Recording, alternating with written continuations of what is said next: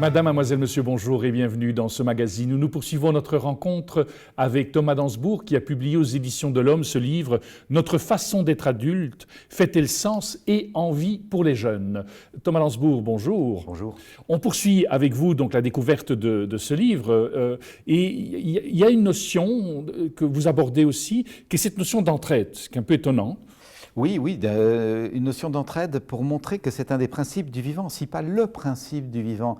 L'entraide, la collaboration, la coopération sont les principes du vivant et ça a été très fortement occulté par l'idée que dans la nature, la loi est la loi dite de la jungle, c'est-à-dire manger ou être mangé. Et quand on conçoit la nature comme ça, on crée un monde qui ressemble passablement. Et effectivement, nos sociétés hyper capitalistes, consuméristes, matérielles sont assez fort articulées sur ce principe-là. C'est une des lois de la nature. Et j'ai été extrêmement touché par le travail magnifique qu'ont fait Pablo Servigne et Gauthier Chapelle dans leur petit livre, c'est un livre bien documenté, qui s'appelle « L'entraide, l'autre loi de la jungle ». Pour bien indiquer que sans doute il y a manger et être mangé à certains endroits, on est bien d'accord. Il n'empêche que si la vie a pu émerger, apparaître, c'est qu'il y a de la collaboration, de l'échange, de la multiplication, de la collaboration, de la coopération pour que petit à petit la complexité de la vie puisse permettre à la vie de grandir. Et nous sommes, nous, fruits d'une extraordinaire collaboration depuis la toute première Habib qui trempait dans la vase. Et j'ai trouvé ça édifiant. Et tous les enfants qui vont à l'école, je souhaiterais qu'ils puissent être en contact avec cette conscience en observant la nature et en voyant que, effectivement, le principe est le compagnonnage. Enfin, la mousse se nourrit de l'arbre, le champignon se nourrit de la terre et transmet des informations qui permettent à d'autres plantes de vivre aux alentours. Les animaux, souvent, se nourrissent les uns des autres de façon où il y a une collaboration. Alors, s'il y a parfois de l'agressivité, elle est fonctionnelle. Je veux dire, effectivement, le lion mange parfois une gazelle. On est désolé pour la gazelle. Toutefois, le lion mange une gazelle et puis dort pendant 8 jours. Et l'on voit dans des films magnifiques sur l'Afrique des gazelles venir pâturer avec le lion dont elles ont bien vu qu'il a mangé. Et on sait qu'elles sont tranquilles. L'agressivité n'est pas permanente, elle est fonctionnelle.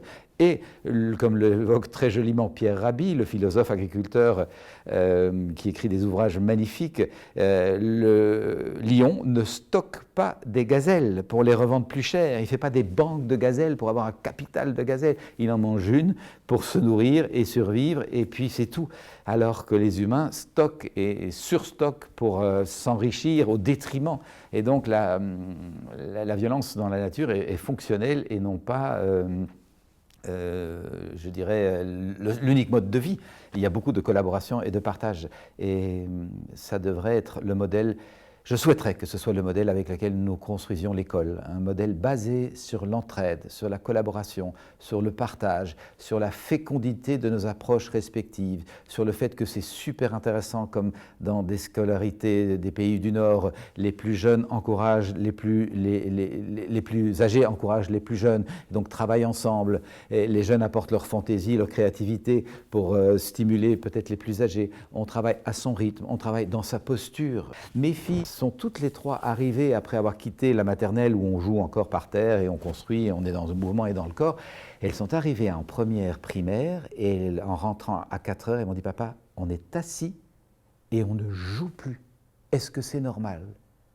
Que voulez-vous dire à un enfant qui est pétant de vie, qui adore participer, mettre la main à la pâte, jouer, construire, qui sent dans son corps toute cette possibilité de mouvement? Comment voulez-vous dire que c'est normal? J'ai pu que leur dire c'est une catastrophe. Effectivement, le système est complètement obsolète par rapport à vos besoins. Et on va s'arranger pour que le soir, le week-end, le mercredi, vous ayez du jeu, du mouvement pour compenser ce manque. Le système tel qu'il est aujourd'hui est extrêmement violent par rapport à la nature humaine. Et quand la nature humaine a appris à se contrainte de cette façon-là, à rester assis, on ne s'étonne pas que tant de gens s'habituent à faire des heures assis dans des transports en commun, assis dans des embouteillages, assis devant des ordinateurs, avec un niveau de conscience de la vie qui s'est vraiment anesthésié et qui amène forcément, puisqu'on a besoin de se sentir vivant, de la violence. De l'attachement à la tragédie devant les écrans, comme on en a parlé dans une autre scène, parce que tout à coup, il y a du vivant. Tellement la vie s'est anesthésiée, on recherche du vivant de façon négative. J'ai vraiment à cœur que le système scolaire puisse se remettre complètement de ses habitudes de fonctionnement, de ses enfermements, notamment dans la culture du malheur. Il faut travailler dur, il faut mériter. Mais pourquoi? Est-ce qu'on ne peut pas apprendre dans la joie? Les rapports de force, c'est comme ça, reste assis, bouge pas. Mais est-ce qu'on ne peut pas collaborer, apprendre à s'écouter mutuellement? Est-ce que ce ne serait pas ça la citoyenneté? Vraiment? Je crois qu'il est temps de revisiter le système. Ça demanderait quand même un investissement économique important et des budgets pour pouvoir arriver à permettre cela. Aussi, ce sont des priorités politiques. On est bien d'accord. Est-ce qu'il y a d'autres priorités que d'apprendre dès l'enfance le vivre ensemble joyeux, fécond, collaborant, empathique? Pour le moment, le système est encore assez largement basé sur la compétition, avec un meilleur qui est célébré et un perdant qui est malheureusement, sans doute pas discrédité, mais qui souffre et qui est dans l'amertume et qui sans doute ne se sent pas à sa place. Et j'ai accompagné tant de personnes qui ont souffert du système scolaire et qui arrivent à des âges d'adultes, 40, 50 ans, et qui ont encore l'impression de ne pas être à leur place, d'être perdants, de ne pas être mieux ou aussi bons que l'autre. Pourquoi créer des rapports de compétition? Pourquoi est-ce qu'on ne pourrait pas créer des rapports de collaboration? De nouveau, des systèmes scolaires existent là-dessus. Tout le monde a sa place, tout le monde a quelque chose à apporter, tout le monde a une couleur à donner à la grande œuvre ou une vibration à apporter à la grande symphonie. Et ça devrait être la base du vivre ensemble. Est-ce que ça n'implique pas aussi le fait de revisiter l'échec et de se dire que l'échec fait partie intégrante de la vie? Merci d'évoquer ça. Absolument, on a droit à l'échec et à cesser de le voir comme un échec, justement. C'est une occasion d'apprendre. Et ça devrait faire partie du processus de dire, tiens, voilà, là, je me suis planté. Notez bien que pour pouvoir pousser, il faut se planter. C'est quand même du jardinage de base. Et de pouvoir s'interroger avec curiosité sur, tiens, qu'est-ce qui fait que ça n'a pas marché comme je l'aurais souhaité? Comment est-ce que je peux remettre en question les pensées qui ont présidé à ma façon de faire pour obtenir autre chose? Et intégrer cette capacité à se réajuster avec souplesse, avec bienveillance, avec joie. On peut éclater de rire parce qu'on a raté ce qu'on avait voulu entreprendre, c'est plutôt rigolo.